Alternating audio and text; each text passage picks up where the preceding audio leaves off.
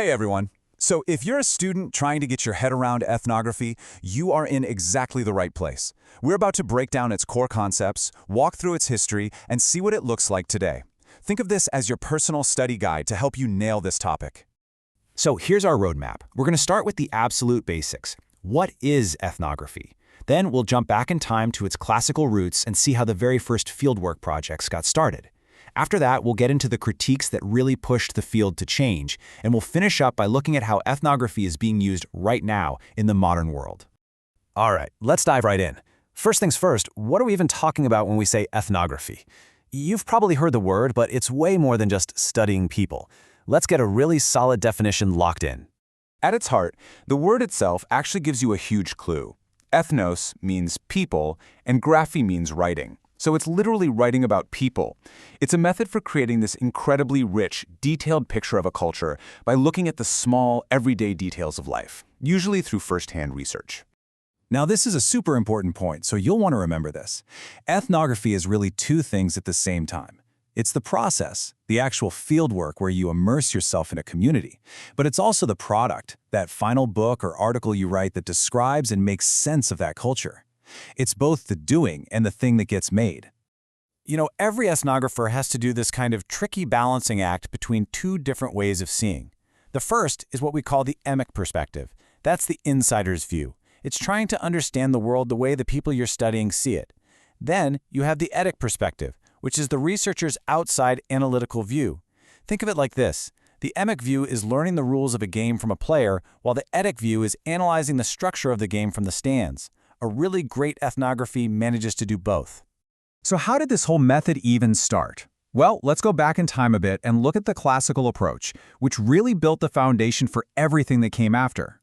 Yeah, ethnography didn't just pop up out of nowhere. It started as something called armchair anthropology, where scholars would just read reports from other people, like missionaries, and then write theories. The huge change came with pioneers like Franz Boas and Bronislaw Malinowski, who basically said, no way. If you want to understand a culture, you have to actually go there. And they didn't just show up for a weekend. They created a whole set of principles. We're talking long-term immersion, often for a year or more. Learning the local language. And most importantly, participating in daily life while also observing. This method, participant observation, became the absolute gold standard. And it was all about achieving that one ultimate goal, to really grasp the native's point of view. Okay, so that's the theory. But what does this kind of intense fieldwork actually look like in practice? Let's check out two legendary studies that really show these principles in action. And honestly, they changed everything. First up, we've got Malinowski in the Trobriand Islands. He sees this thing called the Kula Ring, where people travel long distances just to exchange shell necklaces and armbands. To an outsider, it might look totally pointless. But because Malinowski lived there, he figured out it was this incredibly complex system that held their entire society together. It was about politics, status, magic, the whole shebang. And then you have Margaret Mead. She goes to Samoa to ask a huge question. Is being a teenager miserable for everyone, everywhere? Her fieldwork with young Samoan women suggested, well, no. She made this groundbreaking argument that teenage angst wasn't some universal biological thing, but was actually shaped by our culture. It was a massive deal, and it showed just how powerful culture is. And really, this quote from Malinowski just sums up the entire mission of that era perfectly. It was all about this profound drive to understand people on their own terms. Of course, the story doesn't end there. As ethnography became more established, scholars started to aim that critical lens back at themselves and ask some really tough questions about the method. And the questions were fundamental. Is the ethnographer really an invisible, objective observer? Or does their own background and their own perspective shape the story they tell? And maybe most importantly, whose voices were being left out of these classic stories? These questions sparked huge changes. First was the interpretive turn, which argued that ethnography isn't just about collecting facts, it's about interpreting meaning. It's more like reading a complex story than just recording data.